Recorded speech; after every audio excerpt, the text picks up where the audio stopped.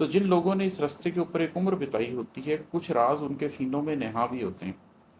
اور ان رازوں کا ذکر بھی اسی لیے نہیں کیا جاتا کہ وہ اس لیے نہیں ہوتے کہ آپ ان کو لوگوں کو بتانا شروع کر دیں۔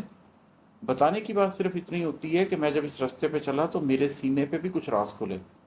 میرے قلب نے بھی کچھ ڈاؤن لوڈ کیا، میرے پاس بھی کوئی وزڈم آئی، میرے وہ جو نور میرے قلب میں اترا اس سے مجھے بھی کچھ حاصل ہوا۔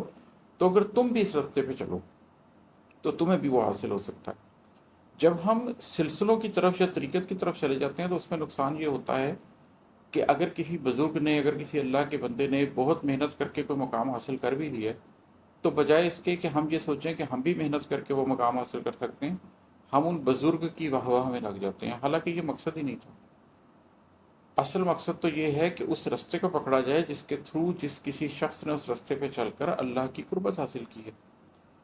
تو کچھ راز ہوتے ہیں جو اہل حق کے سینوں میں نہاں ہوتے ہیں، اور وہ آپ کے سینے میں بھی نہاں ہو سکتے ہیں، آپ کے سینے کے اندر وہ کھل سکتے ہیں، اور پھر وہ آپ کے سینے میں چھپے ہوں گے، باقی ان کو نہیں جانتے ہوں گے۔ تو حقیقت تک پہنچنے کے طریقے کچھ عیاں بھی تھے، مگر کچھ راز اہل حق کے سینوں میں نہاں بھی تھے، اور ہے کہ خمار آلود آنکھوں میں اداسی کے نشان بھی تھے۔ خمار آلود آنکھوں میں اداسی کے نشان بھی تھے، ملن کی آرزو بھی تھی، بچھڑنے کے گماں بھی تھے۔ آپ اس کو اگر مجاز کا رنگ دینا چاہیں تو بھی بڑی سادہ سی بات ہے کہ خمار آلود آنکھوں میں اداسی کے نشان بھی تھے۔ جب آپ بچھڑنے لگتے ہیں، کسی سے دوری آپ کو درپیش ہوتی ہے، تو آپ کی ان آنکھوں کے اندر ایک طرف سے محبت کا خمار ہوتا ہے، لیکن دوسری طرف اداسی کے نشان بھی ہوتے ہیں، اور اس کی وجہ یہ ہوتی ہے کہ ایک طرف سے آپ کو ملنے کی آرزو ہوتی ہے، ملن کی آرزو ہوتی ہے، اور دوسری طرف جدائی کا گمان ہوتا ہے، بچھڑنے کا غم ہوتا ہے۔ یہ ایک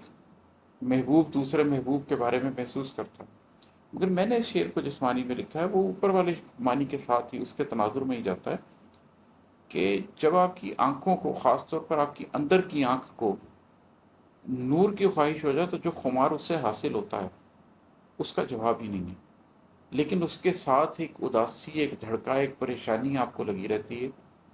کیونکہ ایمان تو ہے ہی اس بات کا نام کہ کچھ امید ہو اور کچھ خوف ہو۔ تو ملن کی آرزو بھی تھی، بچھڑنے کے گما بھی تھے۔ ایک طرف آپ کو یہ آرزو ہوتی ہے کہ میں پالوں گا جس نور کی تلاش میں میں نکلا ہوں، جس آگہی کی تلاش میں میں نکلا ہوں، زندگی کی جس معنویت کی تلاش میں میں نکلا ہوں،